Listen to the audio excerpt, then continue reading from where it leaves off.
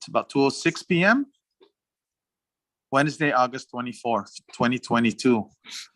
In compliance with Public Law 24-109, Guam Ancestral Lands Commission published a public meeting announcement for Wednesday, August 24, 2022, in the Guam Daily Post on Wednesday, August 17, 2022, and Monday, August 22nd, 2022. Director, roll call. Okay, thank you, Mr. Chair. Okay, Chairman Eklevea, Present. Vice Chairman Laguardia. Mr. Chair, Vice Chairman Laguardia said that he'll be logging in. He sent a note. He'll be logging in late. Okay. Noted. Okay. Noted. Okay, Secretary Treasurer Cruz, Present. Commissioner Camacho, Here. Commissioner Orlino. Mr. Chair, Commissioner Orlino informed us that she'll be attending a funeral and will not be able to log in. Noted. Okay, Commissioner Rios. Mr. Chair, Commissioner Rios was on earlier. He's in the Philippines at this time. He's going to log in as soon as possible. So he will also be coming back on. He was on earlier. Okay, noted as well. Okay, Commissioner Wessling. Here. Okay, thank you. Mr. Chair, you have 4 members present. You have a quorum. Okay, so just Master Director. We'll move down to item number 3, Deerstone, where we took off. Okay, Mr. Chair, I believe the Gita was supposed to provide a report on it, but Okay. because of what Commissioner Camacho mentioned at the last meeting, I decided to inquire with the Attorney General's office about whether or not the Guam Ancestral Lands has the authority to go out and deal with unsolicited offers. And Assistant Attorney General Nicholas Tuff informed us that we may have a problem in this area, that before we deal with stuff like this, we may have to RFP these things out. So Okay. and I think Attorney Tuff would be the better one to explain the Attorney General's opinion of the year 2008 and the position that the Attorney General's office is leaning towards on whether or not ancestral lands can pursue this without seeking assistance or going through the RFP process. So I recommend that we hear out our attorney, our legal counsel, before we proceed. Okay. Yeah, so Very good. I did bring this up with the Solicitor's Division of the AG's office. We had a fairly detailed discussion over it and the different provisions of the Guam Procurement Act and how they would impact this potential investment. There are a couple different sections that we talked about. Unsolicited offers obviously was one of them, but there's also a few other sections about the applications of it to the executive branch. And there was also one of the solicitors provided an opinion back from 2008 regarding government of Guam investments. The short answer of all of that is that this definitely was an unsolicited thing that came to our office. We sent it over to Gita to have them review it and make recommendations. But it's my opinion that based on my discussions with the Solicitor Division, that if we feel like this is an opportunity that we like, that we still need to go through the RFP process, we can craft an RFP to aim at the types of investments that this provides. This size, this scope, or this the types of industry that we want to invest in. If it's Guam based, sort of, make it ours as far as what we want to do with the trust's money and how. But I do not think we can proceed just unilaterally and just do a simple vote as far as investing in this company. I think we have to do the bid out. Otherwise, we're looking at a potential protest. Or potentially worse, given some of the provisions in the procurement code. Okay, is that it? Yeah, I can provide if the board would like, I can provide a written explanation in detail as to the sections that were discussed. I think the director sent out the opinion, but maybe an explanation of how that would apply here would also help also. Okay, yes, I'd appreciate that. I've got some questions, but I'd like to open up to the board first, if they have any questions.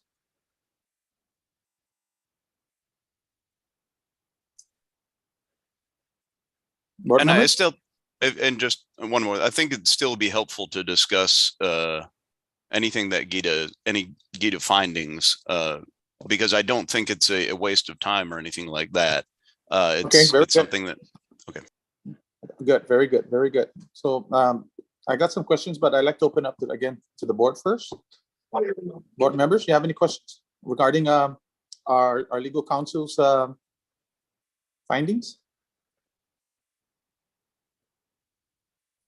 Let me see if I can see everybody. Okay, Commissioner Wissing? Thank you, Chairman. So, Nick, thank you for sharing this, this new information.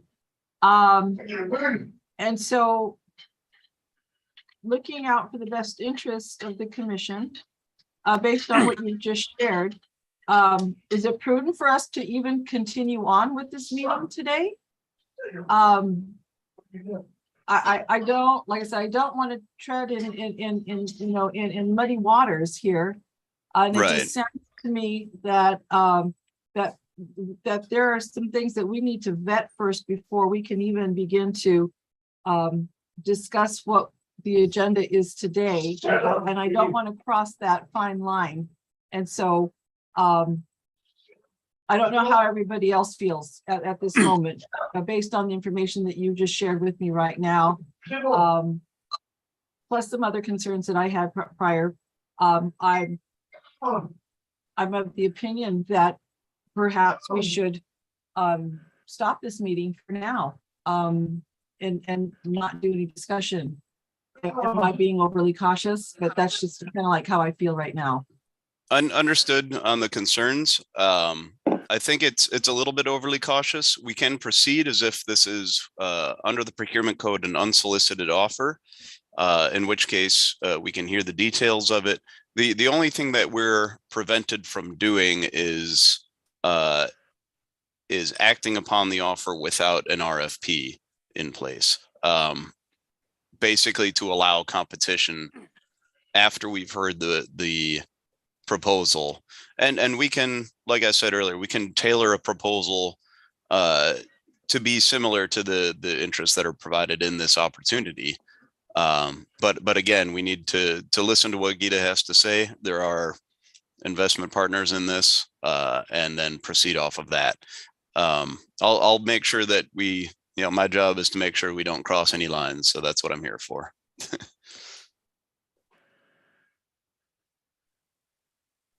You're on mute, Commissioner Wessling. Okay, I'm sorry. I just said thank you, Nick. I appreciate that. I just don't want to, like I said, cross that line, and that if there was any chance that we might be by even moving forward in this meeting to discuss, then I would be of the opinion that we cancel this meeting at this moment in time, until such time that we were acting within the confines of the law and the procurement process. I don't know if anybody else has an opinion on that, but thank you, Nick. I Mr. Chair, agree. Commissioner Well, Camacho had her hand up, and then Commissioner Cruz. Okay, I just like to add that the commission throughout the years have received unsolicited offers and presentations with legal counsel present. And we've had several unsolicited presentations. So we had no issues back then. Our legal counsel is saying the same thing right now. Our director receives unsolicited offers, and they give us the details on what those offers are. So I agree with I'm following our legal counsel's advice that as long as there's no action being taken, we can entertain unsolicited proposals. So there's no issues. So, okay, so Commissioner Camacho, you had your hands up first. I don't see you on the screen, but go ahead. You have the floor. Thank you. So the other issue I have is that, well, I have a couple of issues. One is that there have been a couple of other unsolicited offers that I understand that have not been presented to the board.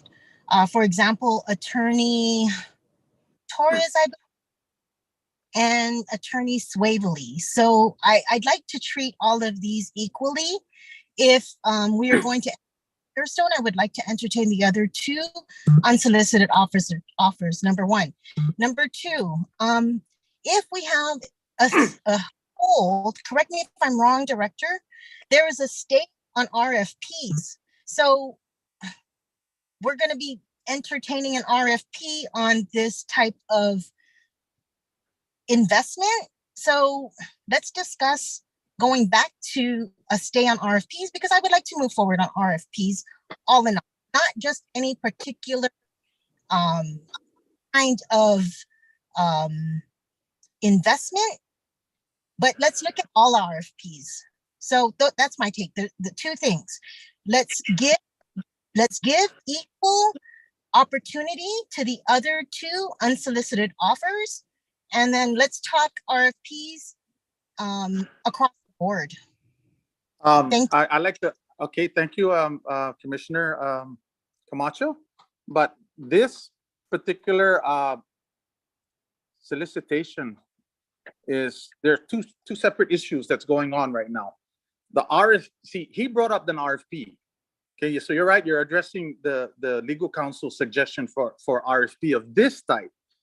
And there's a particular reason why I put a hold on our real estate RFPs. And we need to have discussions on the implications of continuing to ground lease our properties when we have language in our enabling legislation that allows us to develop the properties. Also, there's language in that RFP, in our enabling legislation, that throughout the years we just never really sat down and looked at the advantages or disadvantages of those language. Like, for instance, buying, selling, trading, that we need to get a good handle on just exactly what our enabling legislation allows us to do to either extinguish or any other goal that the rules and regs tells us that we can do. Right now, those rules and regs to me are critical. That's going to decide how we're going to treat treat these real estate that we have, whether we're just going to ground lease it or take part in development of it. So the rules and regs is critical. We gave them rules and regs. There's an issue with it. So if that rules and regs was accepted, it's gonna have a big impact on my decision on how we should think, not just mine, but as the commission, how we should think about how we're going to deal with those properties. And the language is in there for a reason. We can shake our heads all we want, but it's there. We cannot just ignore it. We got to look at it, discuss it, and if it's not practical, we need to decide and make sure it's not. Then move forward. Okay, Commissioner Camacho. So the other point I made is there are two other unsolicited offers, and let's treat them all the same. Let's have them sent to Gita, and let's consider them all. And I just want to go back and say, you said it slipped out of your mouth. You corrected yourself. It's not what you want. There is a board. Okay, and And you need to listen to the board. okay, listen. I brought this up to the director several times. I brought it up to him. There's a reason why I brought it up to him, and we need to address it. The director told me himself they've got certain goals to be met first. I brought it up to him several times. He'll tell you. For us as a board to have a work session to sit down and decide it, to discuss it. I told the speaker I'm putting a hold. I'm not hiding it. Putting a hold? I'm putting a hold on our RFPs for our real estate, but we're looking at, because of the enabling legend, the language on it. So we put a hold in it. That's the reason why. What's wrong with it? What's wrong with it why can't we develop it? I'm asking you, why don't we develop it ourselves? I got approached by several dignitaries about prominent lawyers, prominent people in the government. Why don't we develop it ourselves? The same thing with CLTC. They're asking, why don't they just develop the properties themselves? Why can't we develop it ourselves? It's in our enabling legislation. I'll let the other Why board can't we do that? Why can't we sit down and decide it? I'm sorry. You got the floor. Go ahead. weigh in on it as well. But don't forget the other two unsolicited offers that we received. Let's entertain those as well. Thank you. Okay. I appreciate that, Commissioner Camacho. We had several similar unsolicited throughout the years. We even did one with a company, Parrish Brothers. We did. We moved with it. Same area. Not the whole property, 100 acres. They could not move with it. We did one prior to that, the whole 400 acres. It got canceled. So I'm not saying we shouldn't. I'm saying we need to first look at our enabling legislation. Why was the language in there in the first place? I want to see, okay, if extinguishment is involved, it has a big impact on how we're going to treat these lands. If it's perpetual payments like we did, and they're still going to get their lands back, they're not going to lose interest in their lands, it has a big impact on how we're going to treat our lands. So we need to discuss that. I brought it up with the director several times. But I understand that we couldn't address it right away. We had pending issues. So I'm not blaming anybody. All I'm saying is I brought it up. There are pressing issues, other issues. I brought it up with Gita several times. I said, we need to address this. As a matter of fact, two or 3 days prior to our last meeting, I brought it up with Gita again. So it's not that we just need to be prudent. As a matter of fact, the issues I brought up with trading, selling, why was that language in there? What was the purpose it for? Can we do it? Why was it in there in the first place? What about developing, acting as developers? What's the purpose of that being in there? We've got about maybe 1,100 acres. I got it confirmed from Joey about a month ago, asking to send me the information. About maybe 1,100 acres or so, give or take. If we decide and we have our work sessions to move forward with it and the board decides it, we move forward with it. We just need to look at that and decide it as a board. Given the rules and regs, to me too, that rules and regs is critical. If we're going to extinguish and everybody's included, we're talking in the multi-billions. If we're just looking at perpetual payments, hey, I'm sorry, you got $500 this year, everybody, but you still can claim your land when it gets released. That has an impact. That's where I'm coming from. So maybe I need to ask the legal counsel, okay, legal counsel, what does it mean to trade? What does it mean to develop? What does it mean to sell? How do we do that? How do we do that given the court cases we had? How do we do that?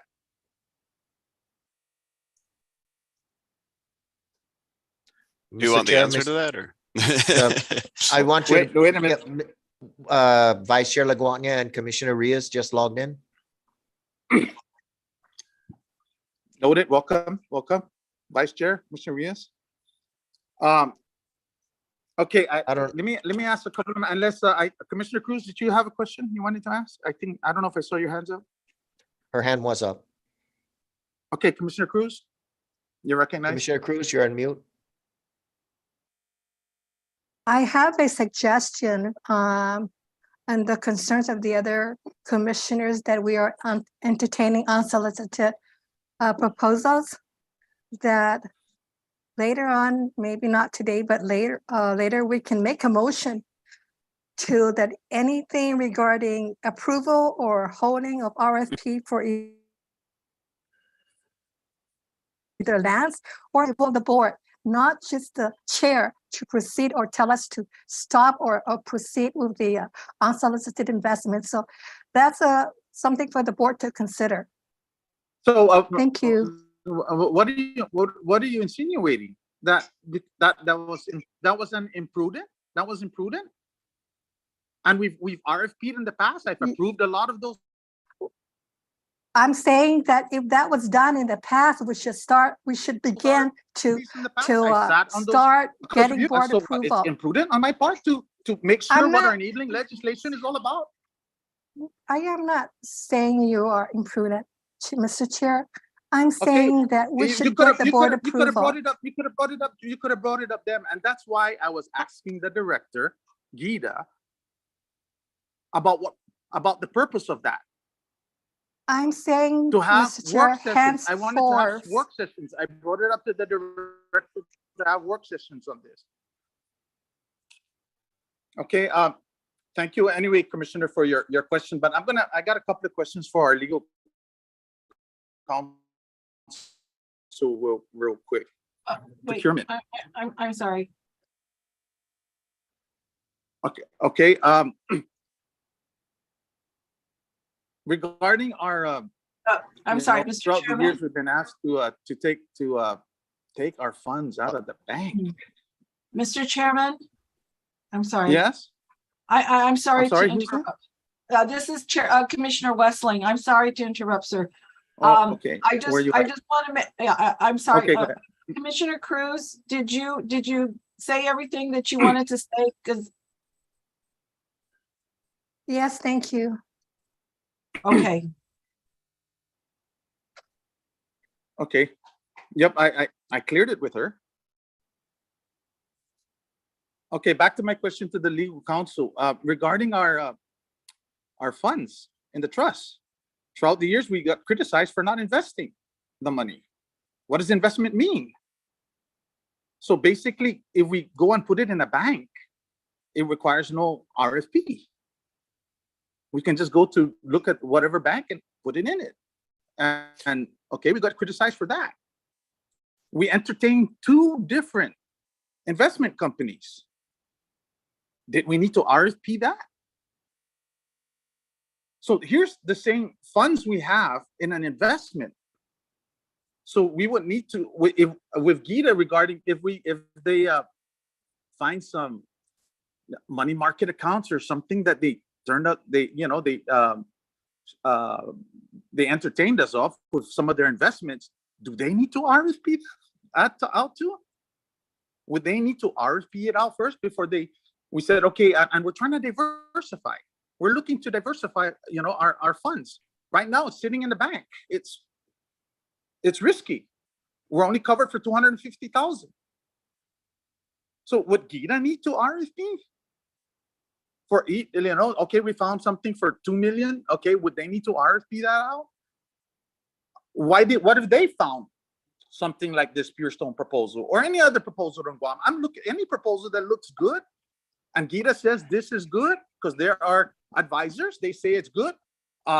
Some of our commissioners said Gita. Here we have Gita. We're showing it a Gita, but no. If Gita says yes, then we got to be careful because this is why we have Gita, because we don't have the expertise. And I'm putting my full trust in Gita, and I'm looking forward to working with Gita. So that's what I mean. Do they have to, that's my first question. If our, regarding diversification with our funds, not throwing it all in one basket. Do they need to RFP? Okay, what about Gura's proposal that came to us? Was there any red flags? It's an investment development. It's headed by Gura. Are there any red flags with RFPing that out? Yes, because they're a government entity. Well, they wanted 13 million. But still, that's a risk. That is an investment risk.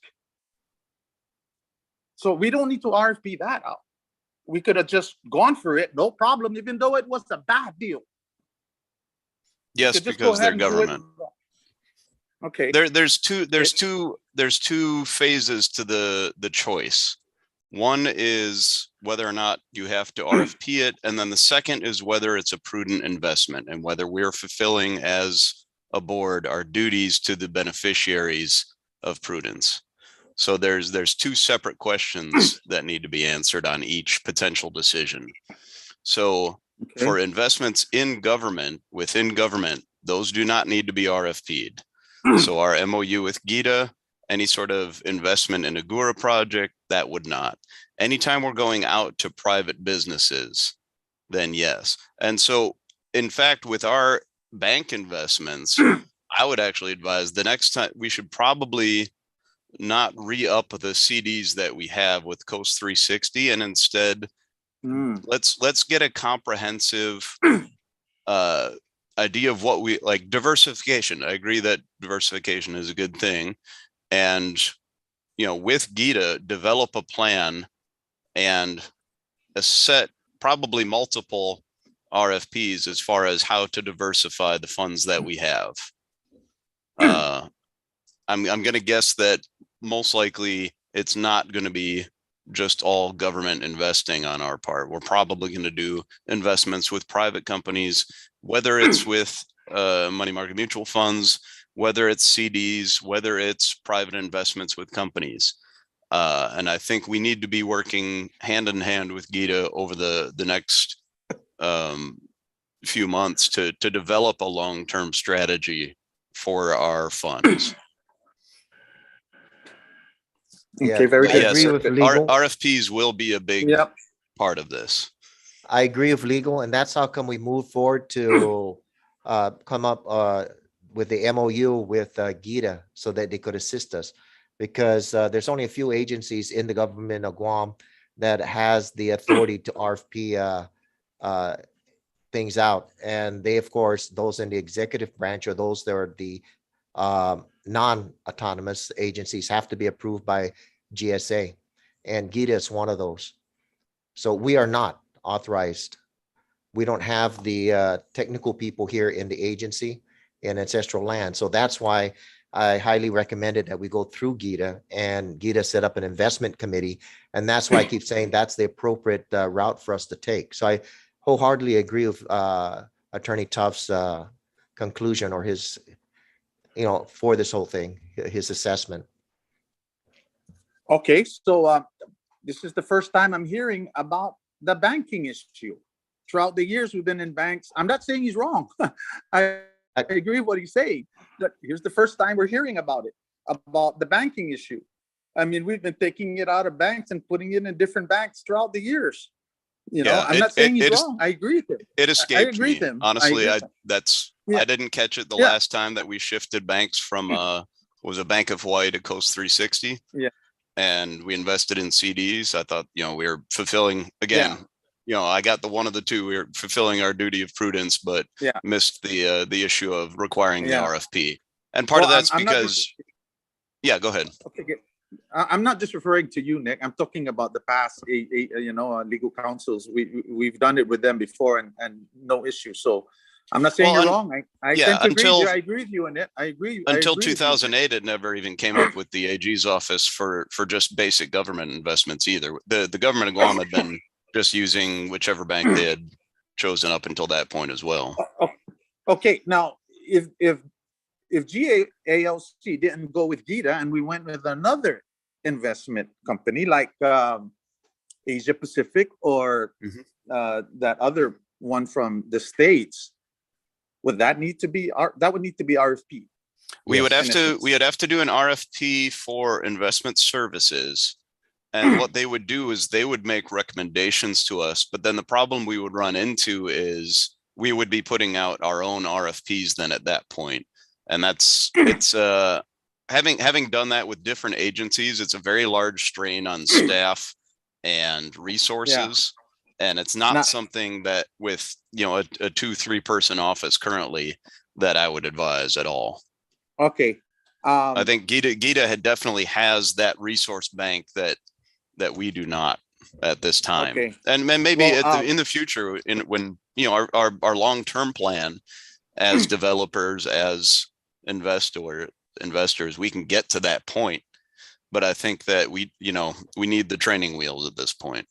Well, I'm very happy you said developer or investors, to be honest with you. But throughout the past, prior to you, legal counsel, we entertain, like I said, finance managers. Asia Pacific was one of them, and the others. We never got, you know, as far as a whimper of any procurement red flags from our legal counsel. I'm not saying you're wrong. I'm just saying throughout the years. Yeah. It's one of procurement's one of those things that it's not a problem until it's very much a problem. You know, sometimes it takes an aggrieved. Were they waiting for us to already pull the trigger? And with Asia Pacific, hey, that's a great you can't do that. And they wait for us to go through the whole process of it. And then, well, thank you. Well, usually it's not. It's usually not the company that you're going with that's going to try and stop the process. It's some other company that feels aggrieved by being left out. So, you know, a different bank or a different investment company may start making complaints and then you start looking at the record and where's the decision making, where's the equality in the presentation, and that's where you get into trouble is when, you know, a lot of different parties start trying to catch on to, oh, hey, we're looking for this type of service. We could do that. Why weren't we included? Understood. And you see the frustration we've been going to. I've been on this board almost 20 years. Honestly, we have a unique opportunity with our need for additional legislation, regardless, in order to promulgate rules and regulations that we can request whoever is going to be our primary senator pushing this forward to perhaps include language in that revision of our basic statutes to allow for a little more flexibility for us, because we are unique in our position as a trust for a select group of beneficiaries, not the entire island of Guam. You know, so it may be worth exploring that option and saying, hey, you know, we are in a unique position in that we have our own lands that we need to either develop or lease or what have you. We have a set of funds that we need to invest that other agencies don't have that issue at all. Exactly. You know, maybe Gita is the only other analog to that situation. Exactly my point, So, legal counsel. Exactly. I think that's something we bring up with the Senate when our legislation comes up. Well, I like to have that work session, a couple of work sessions with the board to really put out my thoughts. I want to hear their thoughts. I know where most of them are coming from, but I want to point out some of the points and the advantages and maybe disadvantages of what I think. You know, I'm not saying that maybe we should go back to ground leasing. You know, maybe we're you know, just because the legal enabling legislation, you could be doctors, doesn't mean you're a doctor. I just wanted to explore it and see what it means by it, especially since we have the potential of having to extinguish thousands and thousands of acres of land. The one caveat I would add in my research that I've been doing is that if and when Gita does come up with a recommendation, we can't just take everything they say face value, vote on it up and down, and abdicate all responsibility to them. We still need to discuss it amongst ourselves. That's the one thing that my research has been made clear to me as far as our duties as trustees. Is that even Yes. if we don't have that particular financial expertise, we can take that and use it as a tool, but we are Yeah. ultimately the ones that need to make Yeah. the decisions. I'm sure Gita will vouch for the fact that the board has been very forthcoming in disagreeing with them throughout the years. I mean, really disagreeing. They got hard skin. I have to admit that. And they're excellent. I mean, we've worked for them for years, and they're excellent. They got tough skin, and they know how to just take it as business as usual. And I'm very happy with trying to move forward with exactly what you're talking about. I don't want to. If it's for the best for the trust to just ground lease, I want that. I'm just not. We're just assuming it is. And I brought up that issue in the past many times about trading, although I don't agree with selling or trading. I want to know what is it they meant by it and the development side of it. Now, if we're only dealing with a small class of landowners that we need to extinguish, hey, that has a big impact on whether we should be developers or not. Maybe ground leasing, we can satisfy it in a few short years. I don't know.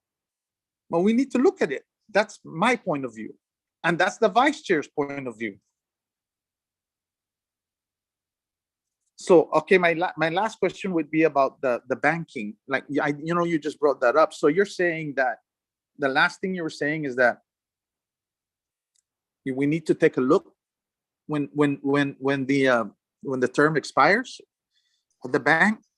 Yeah, and We I need to think this relook at it. is part of the whole comprehensive investment portfolio look on it. And it's not to say that we can't still invest some of our money with banks, with CDs and all that. But I think that should be part of an RFP process in the future moving forward, just to err on the side of caution.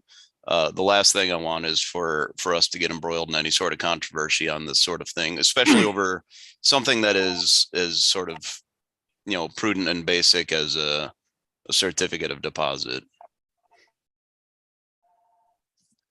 Understood. Thank you, legal counsel. I just want to make one more analogy real quick to the board. I'm not for gambling. I'm against gambling.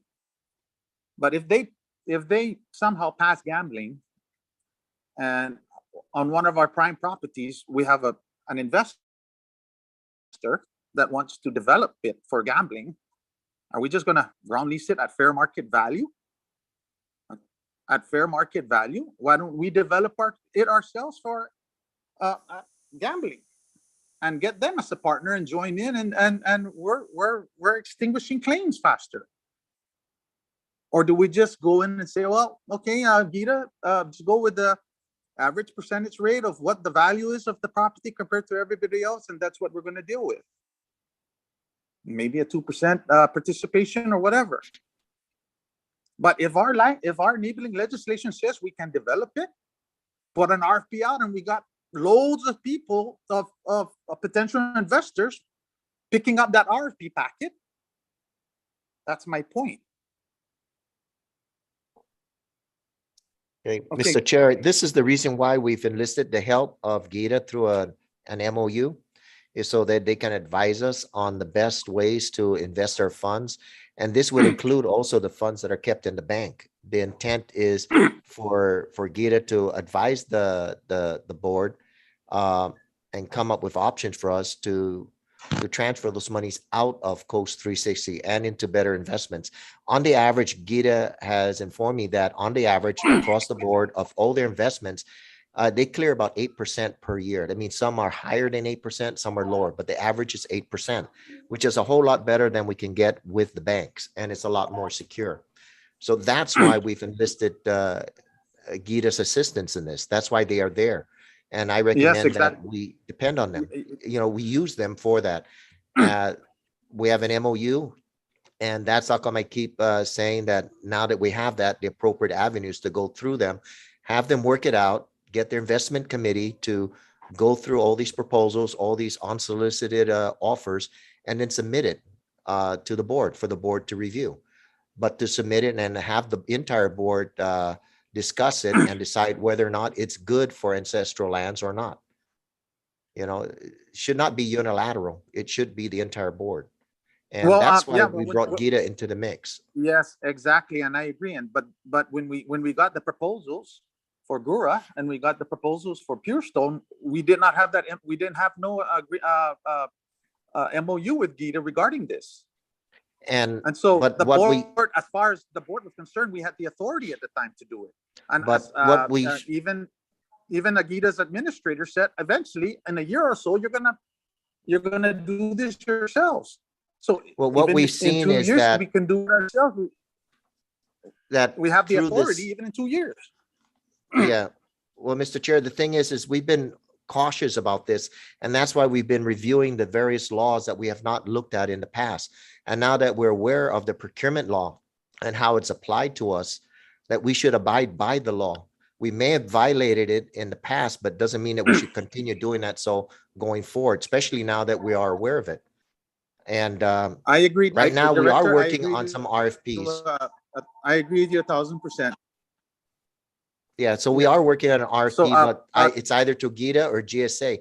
The current RFP we're working on is with GSA to obtain, and this is at the direction of the OPA, a new auditor, independent auditor, because Deloitte and Touche is leaving the island.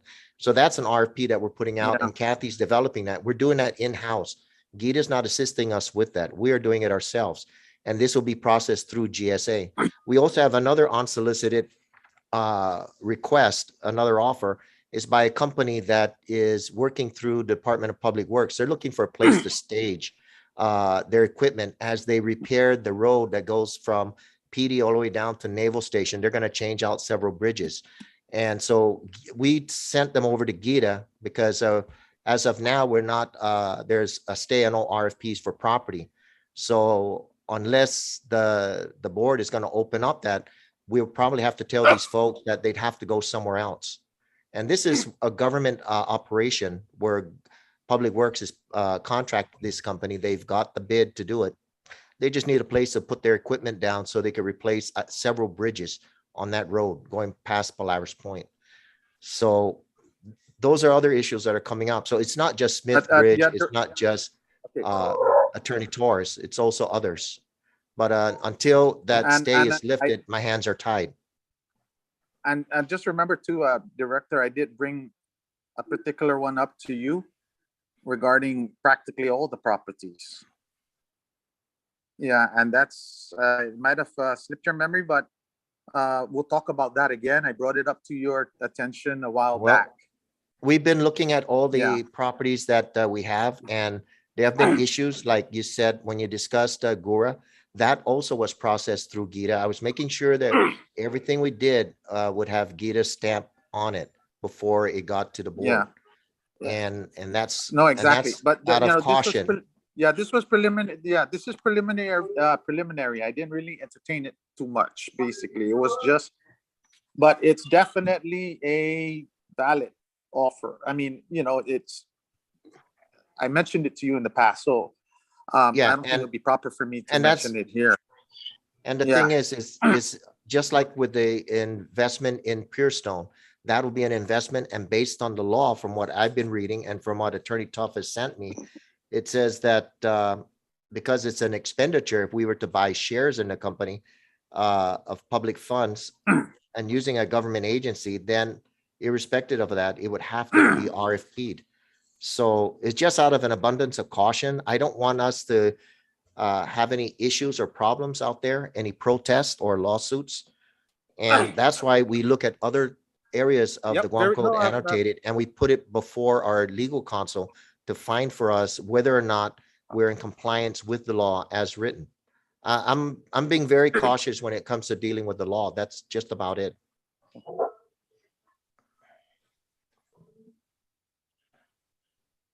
Okay. Thank you, Director. Regarding, I'm sorry, I had a call coming in. It was trying to cut me off. Anyway, regarding the what our legal counsel was saying exactly about is the opinion. It looks like the way I take it, that you're leaning towards. I'm thinking what I'd like to do is ask you for a formal opinion on it regarding that, and also regarding the development language, and regarding trading, selling, even though we're not in favor, there may be an advantage for that. A lot of the board members were totally against it, but I want to see if I can get some kind of input from legal counsel regarding that, official input. Maybe that would be forthcoming in our work session. I'm not sure.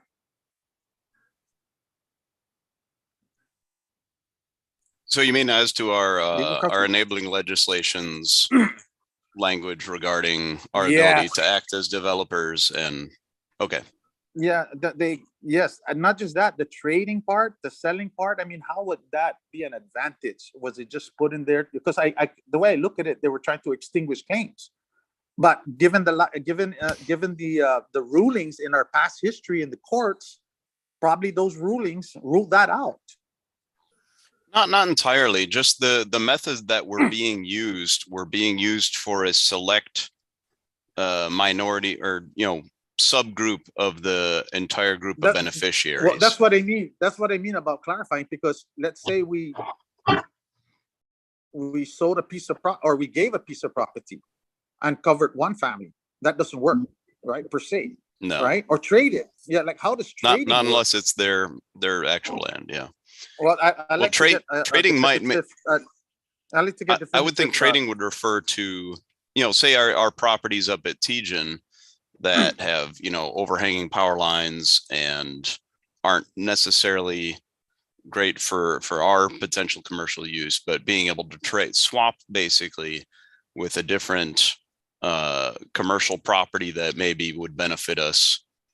Is that what you think the legislature actually really meant by that, trading, with regard to like you said, or uniqueness of this agency? Yeah. That's Well, probably because part of it. I believe so, because the Ganji opinion basically put the damper on trading with That's what it. individual I meant. beneficiaries to Okay. extinguish a claim that wasn't their particular ancestral lands.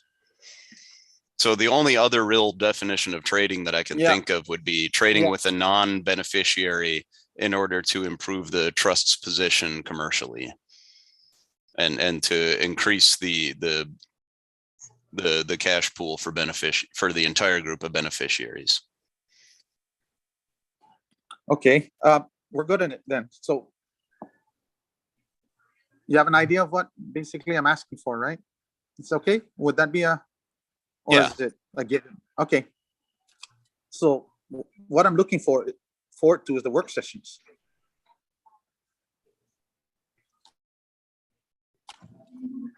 Okay. Any other further questions? Commissioner West? Yeah, Mr. Chair, should I work it out for the work sessions to schedule it as soon as Attorney Tuff has his research done for his presentation? Yes. If you recall, I brought it up several times to address this. That's the only reason why I put a hold on we put a hold on the properties because of exactly that.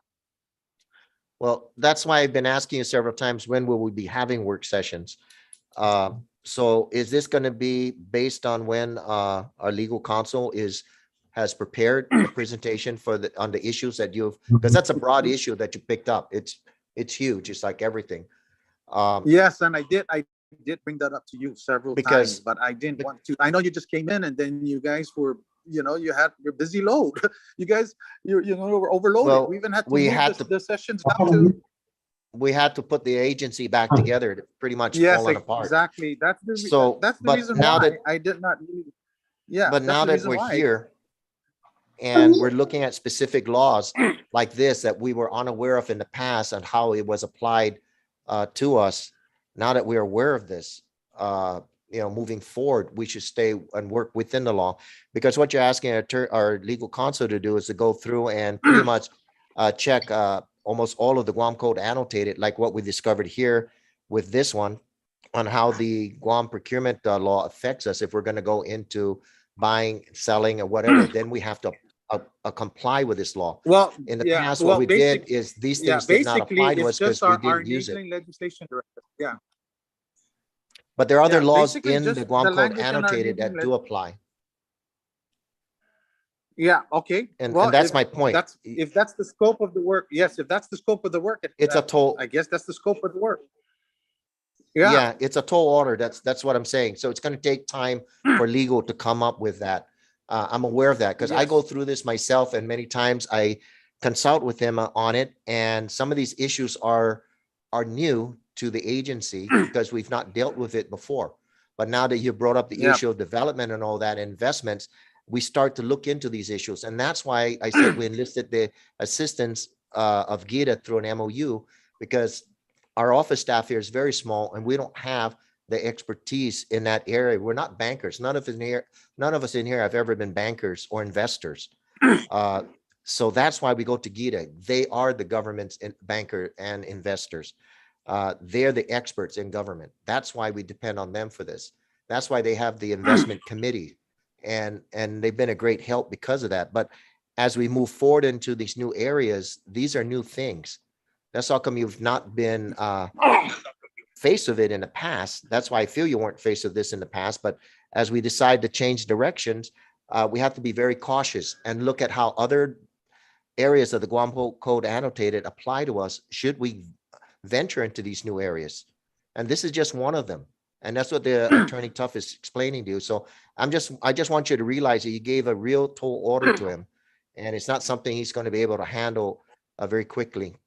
But he could get it out to us piecemeal at a time. I understand. If you agree to the work sessions to break it down, and we could work on a section at a time, but that's going to take time for us to get through. Yes, that's what. Okay, so what they adopt as the rules and regs, that makes a huge difference. If Yes, only I agree. responsible for government of Guam properties, then hey, it's kind of like a relief. I But if we're agree. responsible for billions and billions, that's the point. And it's just to add that legal counsel was saying this particular thing with Pure Stone doesn't have the Pure Stone. We can tailor an RFP to look at that, but we don't know about that. We're not going to tailor something that we had no idea about, and then here's something we can't do, but yet we're going to tailor an RFP to it. It's going to look like we're just targeting Pure Stone. Well, that's why You know what I mean? when we receive an unsolicited offer, we should immediately forward it to GITA for their investment committee to review it. And they'll come up with the recommendation for us. Yes, and that was last year. So that's the reason. And of course, granted, it took through the process to go to the to be signed the MOU, but then we have a time frame because the offer is not going to be there forever. So that's the only reason why we were trying to find out from GITA. If GITA said no, it's no. They're the experts. But we have a timeline. Is it a true timeline? Because we don't know. Anyway, Director, everything you said is well taken. Unless there's any more questions, I'd like to move on to get it over with GITA. With GITA's, unless there's any other questions. Okay, no questions. GITA, can we have you take the floor? Good day, Mr. Chairman and the rest of the commission. I'm sorry to say Mel is not here. She is in New York for the airport bonds, along with a number of our managers and chairman. Now, while we were waiting for legal counsel's communication on the determination of the unsolicited offers, we only received that today, so we weren't sure whether or not this meeting was still going to move forward. But I'm going to do my best to give some kind of a report to you. Now, we have been trying to convene the investment committee. It's just been a scheduling issue. The investment committee is led by our vice chairman, Ernesto S. Baldon. However, given the nature of Pure Stone's request, he wanted to include our GITA chair, David John, who has the most experience among us with regard to venture capitalism. Now, at his request, we're currently working on putting together the the Pure Stone information for the committee. However, the whole purpose of our MOU with the commission is just to assist the commission in standing up the commission's own investment committee arm to include training for the commission members. And one day, hopefully, the commission will be able to do these things themselves. Now, just for your information, based on the conversation earlier, GITA does put out RFPs for both banking as well as investment services, from the private sector. So that's just for your FYI. Yes, we do, as Attorney Toft had said, we do also have to follow the procurement regulations regarding that. Well, very good, very good. Yeah. So with that, the first order of business would be to generate the commission's investment policy, wherein the commission would decide how much of its funds would be identified for things like venture capital proposals, as opposed to other types of investment. Now, most venture capital proposals don't bear fruit until after 5, 7, or even 10 years. Now, for the commission's info, a lot of GITA's investments are mostly stocks and bonds for the most part. I mean, it's a very, very big mix. I am not in the investment committee, but I can tell you that it's very widespread. It's diversified in a major way.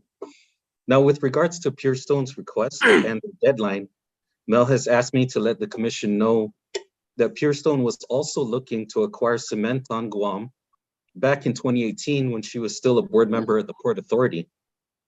Now, currently, Pure Stone is still looking to do the same within the same industry. So just given that, it's highly unlikely that a deadline of today would make much difference to Pure Stone or the commission. And finally, also, she asked me to let you know that GITA is here to help the commission. And we know it's not easy to do things within the timeline of an unsolicited offeror's request or their deadline. But GITA's primary goal is to look out solely for the interests of the commission and the beneficiaries of the trust by handling, these types of things in a very, very orderly and very carefully considered manner. So that's what I have to report. I hope this is okay with the commission. And we have been having challenges convening the investment committee, but it's just been a scheduling thing because of everything that's happening right now with all the demands on GITA's attention. But we do intend to not just be the ones to look at all proposals and then bring it to the commission, but the goal of the investment committee is also to train commission members so that you as well would be able to receive proposals and take a look at it, but work hand in hand with the investment committee, because we're not going to be we never intend to be the final word, because as far as we've said this before and we'll say it again, the funds, this belongs to the beneficiaries of the trust. And so, we want to be extremely careful, on how we handle proposals and investment, and investment advice as well. So we don't want it to be just GITA. We really want this to be a partnership with the commission. And that's why our goal is to, not just convene our own committee and, do this in a vacuum without, commission input. So that's why we first want to start with, training the commissioners, as well as, and then work with you to establish an investment policy, because that investment policy will dictate any investment, any investment decisions will have to be made within the framework of the policy that is crafted by both GITA and the commission.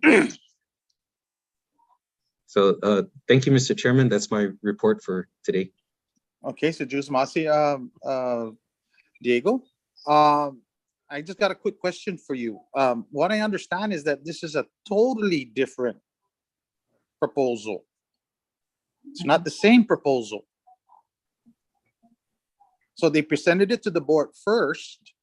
Mm-hmm. It was different, and the reason why I had them represent it, I mean, it was dealing with Cementon. So this one now, Cementon's not in the picture. I don't know who he is, but it's a different proposal. That's why I said, okay, You brought it to the board before, presented it to the board. So it's a totally different present proposal. So is Gita aware that it's a totally different proposal? Well, sir, I can't speak for the investment committee myself, but I will tell you that for whatever. I'm sorry. Go ahead. Yeah, what they presented is a totally different proposal to the board. The second proposal, yeah. So they sent it to Gita, from what I understand. They sent it to our director. So the deadline is significant. Notwithstanding the procurement issues our legal counsel brought up. So I like to make that clear. Okay. Okay, any questions from the board? I can't see. Let's see. Any questions? Commissioner Camacho. No question, a comment though, but correct me if I'm wrong. This is Pure Stone's timeline, not necessarily our timeline. Yep. Yep. There's a timeline. I mean, the offer's got a timeline. Yeah, that's Yeah. what I mean. Yes, we're on the same page. Yep. So yeah, it is. I agree. Pure Stone's timeline. So I Yes. mean, I sometimes you mean, miss. you know, I mean, the Oh. timeline for us, the timeline for us to invest before it's Okay. gone. But I don't know. I don't know that Oh, for good. sure. That's why Gita's the one that's supposed to tell us if Yeah. it is or not. We don't know if it's valid or not. Gita's the one supposed to tell us. Is it a valid deadline or is just that it's a forced deadline? I don't know. Good to know. Gita's yeah. Okay, we're on the same page. Any further questions? Vice Chair. Lavanya. Yeah, just listening, we're going back and forth. First, I hear a lot of, yeah, Gita, we support Gita. Yeah, they are advisors. Last meeting, oh, no Gita. No, we cannot depend on Gita. What's going on here? As the late Frank Santos said, all of a suddenly, it's such a peculiar action that now we have to RFP with our past directors. Nothing. We can go anywhere we want, invest our monies. All they're asking is to evaluate their proposal from Gita. That's it. If it's a legitimate or worthwhile proposal. That's all they were asking for, not a decision. That's all they were asking for. And to me, to keep leasing out 396 acres for $1 million, while those people are going to make billions, we have to stop that. And look at the big picture, like our chairman said. Let's become those investors, a part of that. That Attorney Philip Torres doesn't have a good name either. I've been asking around about that guy. Not good words coming out from these people that know. And all of a suddenly now, we have to RFP.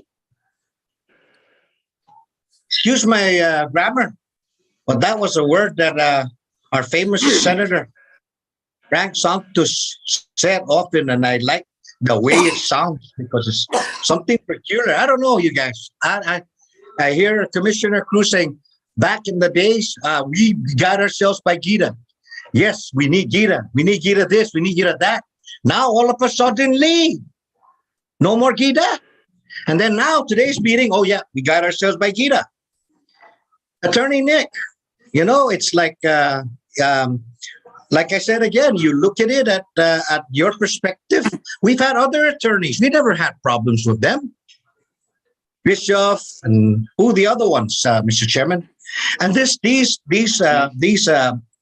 individuals that proposed for investment had came to us 16 years ago to diversify our investment. Our money in the banks is losing right now, right this minute. 9% value of the dollar value going down. So all they're asking commissioners was to have Gita do an evaluation, Mr. Commissioner Rios, who were there, Commissioner Westling, you weren't there in the last meeting. All they were there to present. All they wanted was to have Gita evaluate the proposal. Is it a significant investment to look at? Just an evaluation. They're not asking for a decision. And then once they get that, they would advise us board. Would it be good? But now we're going tic-tac, or it's like we're getting caught in the weeds, so to speak. Now we're all of a sudden, again, questioning the legality of it when we've been doing this. And it's look at it, it's a different proposal that's on the table now, but they're saying This it's is- the yeah. same proposal. No, well, this, and then also, this is the military buildup. You'll be watching the build up. It's not going to stop. And it's an opportunity for us to jump in that boat and start making money rather than losing money. That's all I'm saying. Because All the I see years those we've been things. looking for, all the years we've been looking for some opportunity for a buildup. That's the first one. But of course, I see Gita's. The only thing is it's taking this long just to, decide, yeah, we're not experts on it. But All of a suddenly. yeah, we got all these bottlenecks now. I mean, I'm not saying they're not legit, but my gosh, throughout the But- years, yeah. frustration Excuse me. with the Yeah, the excuse me, board. Mr. Chair. Yeah, we need to start gaining more monies rather than to keep leasing these lands for a mere amount like that. You don't know what they're up to, the 396 acres. They've got something planned up their sleeves. I'm hearing around because I started asking around. People are telling me otherwise. While we lease this out for that amount, and that's 396 some acres. That's a lot of land. And that land also is the last of the pristine lands of the Laddie area on that side, the east side. You guys drive down and you see those solar panels down there at Sausage and Pocket. Boy, I was there over the weekend. I couldn't believe my eyes. Solar panels. And where is it going? To the public? Where's this technology? All of this solar panel and what? We're still paying high rate power? John Benavente always says that. Renewable energy. But does it come to the bottom, the home use? The residents? Nothing. Somebody's making millions and billions down there. Just drive down there, ladies and gentlemen, to Barbo Cave and see that glare right in front of your face. I've never seen such destruction. And where is it going to? Who knows? Only the rich. Where's the benefits for our people? That's all I'm saying, because I know they have something up their sleeves up there. 96 acres, and we're just going to lease it for that amount in 1 year. Well, they make billions. Mr. Chair, I'm right behind you. I'm sorry. Guys, just all they're asking is to evaluate an evaluation. And then when Gita comes up with that evaluation, and if they say no good, then I'm fine with that. Because Gita this, Gita that, not Gita this, not Gita that. We're going around in circles, my friends. Just Masi. Sejus Masi, Vice Chair. The board, I guess the fire got put under the seat because we never really got proposals. And that's why I guess it got to this point because we never really got that proposal. We just said, hey, Gita, here are these properties out, but we have a proposal for a local investment. And that's why we were like, hey, Gita, or anybody, help us out with this. This looks like a good deal. Tell us if it is or not. Because we're going to go in there and form a committee, but the same board's the one that's, doesn't have the idea of it. In the meantime, we're going to go to training on it. Definitely, we didn't have any proposals. Okay, let's take our time when we're being trained by Gita, but we're not anticipating these type of things. That's the reason why I wanted to clarify with our enabling legislation just exactly what we can do and what we can't do. Clarify it. But I can see the board's careful, and they have the trust of the beneficiaries in mind. Mr. Chair? Sometimes we just sometimes we need to just take it as it is. But man, throughout the years, now throughout the years, it was all open. Now bottlenecks left to right. I'm not saying they're not legitimate. It's just, man, they seem to pop up all the time. But Gita, Sujus Masi, for your input and your proposal, your information. But from what I understand, that's a different proposal. Cementon is out of the picture. And I'm sad to hear that that same proposal came out today when it is not. Unless you can clarify it that it is the same, then I'll stand corrected. Okay. And any more questions? Any other questions? No questions? No further questions? Sujus Masi, everybody. It's what's the time right now? Any final remarks, anybody? Let's see, the time is it's 3:17. Mr. Chairman, I have a Yes. final comment. Okay, Vice Chair. I'm trying to get out of. Yeah, okay, Mr. As for the Mr. Director, as for the request that you asked for our attorney, our legal counsel, let's do that, Mr. Nick. Do what needs to be done. It may be a lengthy process, but let's put it in finality. That way we won't get into these kinks, you know? You say, do it piecemeal by piecemeal, whatever it takes, do it. Time to take action. That's how we get bottleneck on these issues. It's just, I don't understand that yeah, just because we didn't realize it back then that it wasn't illegal, now we have to follow it. I don't agree with that. You haven't done your job. If that was the time, then you should have known that. I should have. That's Yes. we're not attorneys, but Nick, do But my what it job- needs to take. My job is to make sure that this board doesn't get into problems. They need to get into Okay. trouble. And We and haven't gotten any problems either yet. not You yet. know why? But do you want to gamble on that? No, well, no, because we know what it's clear in our Because conscience. you can ignore my advice. You have that option. I don't control the board. You can vote on it and ignore my advice on what I tell you. But That's then you're not the my ones that point. get hung out to dry if you get in trouble. That's not my point. You just didn't provide our legal matters in the past. There That's it true, is. but how much litigation have you been involved in since I've been your attorney? How many new cases have you had? None. Yeah, well, I'm trying to make You sure know that why? you don't get You any know why? in the You know future why, Nick? also. because what we are doing is for the good of the people. To Your do what is intentions good, don't matter. what Your is right, intentions, what is your just. intentions don't matter in legal cases for the most part. Well, It's whether the statute says you can do something or not. And that's what I'm here to tell you. okay, we'll take it, but then take what our chairman requested I that you understand. do.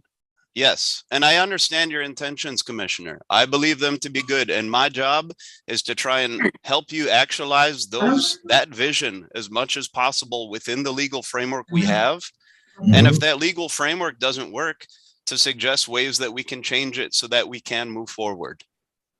And so I am trying to do those things for this board. Okay, very good. Yeah. And There you go. Mr. Chair and Mr. Um, Vice Chair, I agree with Nick. Okay. This is a new direction that we're taking. When you stated that you wanted to go into development, and I made it clear that we don't have that kind of expertise here in the office. We don't have the expertise to go out and do that. We don't have the authorizations or the credentials. Certain credentials in GovGuam that you must have. And none of us in this office have that. And that's why we enlisted the help of Gita to come in and help us, because they have the credentials. They have the authorizations that we don't have. And this is a new direction when you talk about development. And because of that, and because of the investments that we plan to get involved with, and perhaps development, these are new issues. So these are issues that may not have been tackled in the past, but moving forward, we're looking and investigating into to find out what are the problems that we're going to be encountering and making sure that we don't get in trouble. And that's why every time I feel something or I know that something may not be right, I address that issue to our legal counsel, and he goes out and he checks it. He does his due diligence, gets back to me as quickly as possible. And our job is to advise the board of these issues so that the board does not fall into any pitfalls, that we move smoothly. So this is a new direction that we've been going into. If we were just going to be doing just the land, we could continue on as we have in the past.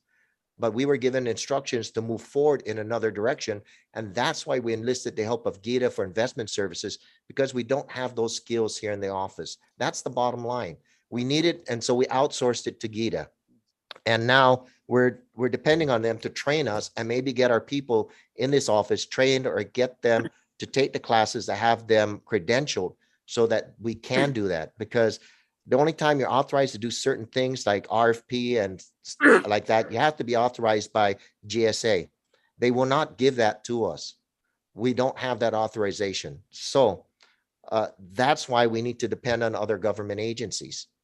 So these are new directions. So we can't blame our attorney for not addressing this if this has not been, we have not encountered this in the past. This is a big step.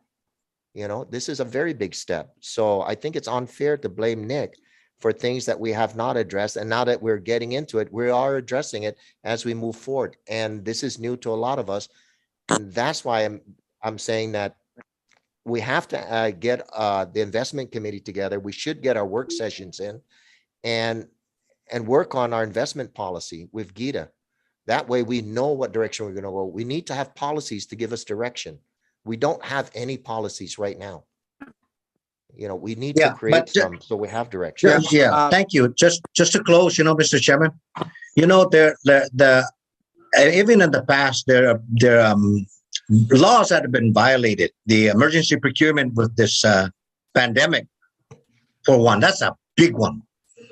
The OPA said it, that they violated the procurement law, but nothing. The Attorney General failed to act on that. Nothing's happening. Let me give you, that's a classic example. Still doing emergency procurement. The pandemic is 2.5 years old. Well, that's outside our jurisdiction. And still nothing. Here. Well, just telling you that, that's a big fish. That's a big fish that hasn't been caught yet. Yeah, okay. Okay, Commissioner Camacho. Thank you, Mr. Chairman. I just want to thank Attorney Toft for looking into this issue, for doing all his research, for bringing it to our attention to protect us. I think that he's done a good job. I think that as he pointed out, how many litigations have we been in? I do not want to get into any litigation while I'm here. So thank you, Attorney Toft, for doing all the research that you did. We've only had a short 2 weeks between the last meeting and the request that was made. And, considering everything that you needed to do, I appreciate it. Thank you for finding that 2008 opinion and all the other research, because it is not just what's in our enabling legislation, but also other areas in the Guam Code annotated as far as now procurement and all these other things. So Attorney Toft, thank you so much. And we look forward to hearing from you on the opinions on developing. 15 million may sound a lot, but in the big scheme of things, when you're developing, it's nothing. It couldn't even build that building in Agana. It's not enough. So we need to calm down, because 15 million is not going to take you far being a developer. That's a drop in the bucket. But again, thank you, Mr. Attorney Toft, for all that hard work that you did. I really appreciate it. In the short 2 weeks that you've been tasked to look into this, and thank you for protecting us from not making a bad decision today. That's all I have to say.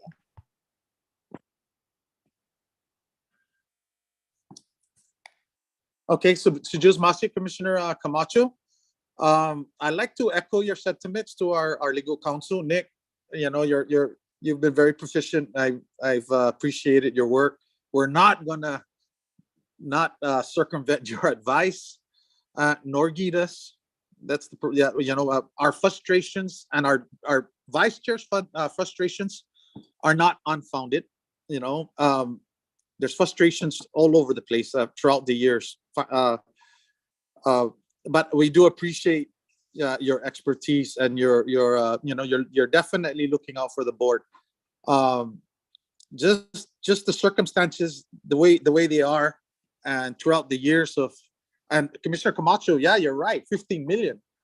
It's a drop in the bucket compared to everything else. Just Pure Stone's investment was 27 million. And ours, here we have 15 million. But we have real estate. We can leverage those real estate. We can take part, maybe I'm guessing we can take part in a minimal investment or take part in being the impetus for the development and getting partners. I don't know. We need to explore that because, like I said, that enabling rules and regs has a big impact on who we're going to compass, who are the beneficiaries. Yep, Ganges, that has a big effect on the beneficiaries, but it didn't really outline who the beneficiaries were. And that lawyer probably represent beneficiaries who are not beneficiaries, actual beneficiaries of the trust, depending on the rules and regs. So depending on the rules and regs, we might see reality, within 50 years to or 60, 70 years to extinguish claims, or freaking 10,000 years. Anyway, Jules Masi, but Nick, appreciate your work. Director, your expertise, the board, Gita, Vice Chair, I share your frustrations. Okay, I share it wholeheartedly. Mr. Chair, Commissioner Westling has her hand up. Okay, let me see where we at here. Commissioner Westling? Thank you, Chairman. I just have a comment to share. I know the past 2 weeks has been quite exciting, something that we've never had to, or not had to, but something that we've never encountered before or been faced with considering. But I see the silver lining in what this has done. And we learned quite a bit, I think, over the past couple of weeks on what we can do, what we can't do, what we should do before making any decisions. But I think we, and truly, as everybody has expressed their kudos and their thanks to our attorney, Toft, and also to the folks at Gita. I too echo that same sentiment for the good work that they've done and the amount of time that they have spent in researching, in basically ultimately in protecting the interests of the Guam Ancestral Lands Commission. We're in turn also protecting the interests of the beneficiaries for whom we represent and whom we have a fiduciary responsibility to. What I really enjoy about this commission is the passion that each one of you has in wanting to do our best for whom we're working for the beneficiaries. We're not always going to agree, but what's really nice is because we have different opinions, it's a great check and balance. Okay, but moving forward, I believe that we are now going in the right direction, stepping on the right steps in how we're going to proceed in the future, as we are now presented with new opportunities to fulfill what the law enabled us to do. Granted, we still need to, as it's been said so much here, finalize our rules and regulations so that we have guidelines and we know which way and how we can act to carry out our duties and responsibilities. Okay, so I see this particular matter to be really a silver lining. I appreciate and agree with the need to diversify with caution, because I'd like to just remind what I shared with everybody over a year ago when Purestone first came to us, and on the recommendation of our chairman to, just talk to investment advisors out there, as to, number one, who could at that time assist us with that, and what they would have to say on, diversification of investments, other than just the time deposits that we've been doing for, I guess, for the past, for eons, right? And as I shared with the board at a meeting at that time, the word was proceed with caution. Guam Ancestral Lands Commission, proceed with caution, okay? Because number one, who you work for and whose money you are protecting. And the fact that at the time we still don't have rules and regulations, proceed with ultimate caution to not get ourselves in trouble, okay? And one other thing that that I was told was that whatever in any kind of investment development that we may consider or look to do in the future, always be mindful of whose money we are using. And that the question is, would there ever be a time where the legislature would mandate us to start making payments out to the beneficiaries? And if we have money tied up, he says, I caution you that you consider whatever opportunities may be presented to the board as to how long the trust money would be tied up. Okay, to consider that. He says whether or not that would ever happen, that the legislature would mandate us and order us to start making payments out. He goes, be careful that you don't tie up the trust money and then not be able to act according to what could potentially, it may never happen, but if it did come up, he says that could open up a whole new can of worms. But I don't, sorry for talking so long, but I just want to say that I think this has been a great learning experience, I think, for all of us. I believe we all are of the same mindset that we want to do our ultimate best. And I think we've got a great team, and we certainly have a great support from our legal counsel and also our partners at GIDA. Thank you very much. Commissioner Westling, that was a great remarks. I commend you on your remarks. It's we're on the same page. Thank you for those remarks. But of course, the rules and regs has to be in place before they're going to order us to even, and that's a stickler. They have to identify who the beneficiaries are, and I doubt it's going to be this election year. So, but you are right, and that's why the work sessions we're going to have is going to entail those questions you brought up. We're going to discuss all of those, the possibilities, the scenarios of the beneficiaries, and what we can and cannot do.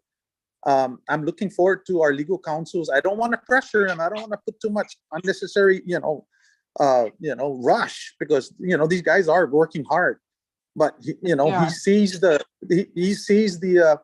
where we're at, and I can see that he even gave recommendations on an RFP on this particular Purestone matter, but we couldn't foresee that there will be an RFP for that. We don't know. It came to us, and then we just, okay, hey Gita, tell us if this is good. Hey, is this a good opportunity? We're making peanuts in the bank, and it's local and it's built up, so we're excited. Oh my gosh, right? That's what it is. But great remarks, Commissioner. I thank you for those remarks. Any other final remarks before we adjourn?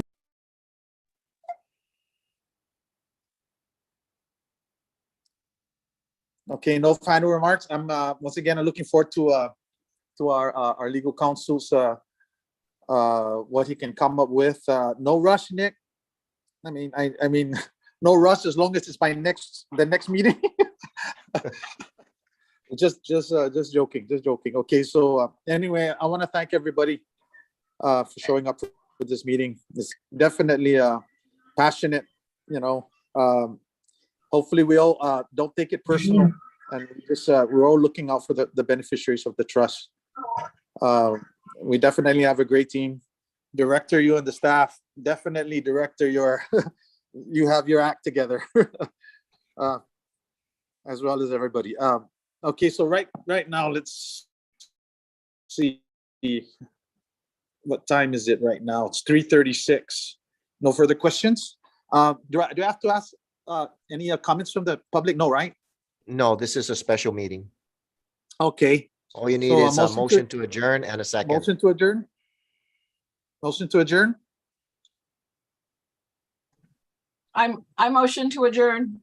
Okay, motion to adjourn. I need a second. I'd second it. Okay, seconded by Madam Secretary. This meeting is adjourned. Adios, everybody. Si Diyos Masi. Take care. Adios.